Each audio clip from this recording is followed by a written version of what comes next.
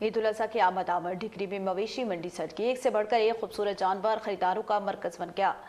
गाहक कहते हैं जानवर महंगे हैं तो व्यापारी कहते हैं जानवर महंगे दामों खरीद कर मंडी में लाए हैं। इस हवाले से मजीद तफसीलात जानते हैं नुमाइंदा रोज न्यूज़ वसीम कुरैशी से। जी वसीम, आगाह कीजिएगा। जी बिल्कुल, ईद कुर्बान के करीब आते ही डिगरी में भी मवेशी मंडी सज गई है। मवेशी मंडी में इस वक्त बड़ी तादाद में जो है मुख्तलिफ़ अक़साम के जानवर जो है वो फ़रोख्त के लिए लाए गए हैं। लेकिन यहाँ पर ख़रीदार और जो व्यापारी हज़रात उनमें भाव-ताव तो जारी है।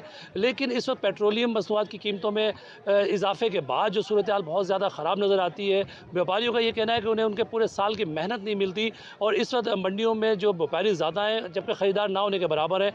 लेकिन जब हमारे ख़रीदारों से बात हुई तो उनका यही कहना है कि रेट इस कदर ज़्यादा है कि हमारी क़ुव्वत ख़रीद से बाहर हैं। ताहम ईद कुर्बानी पर सुन्नत इब्राहिम पे अमल करते हुए कुर्बानी तो करनी ही है। ताहम देखना ये है कि इस भाव ताव में जीत किसकी होती है।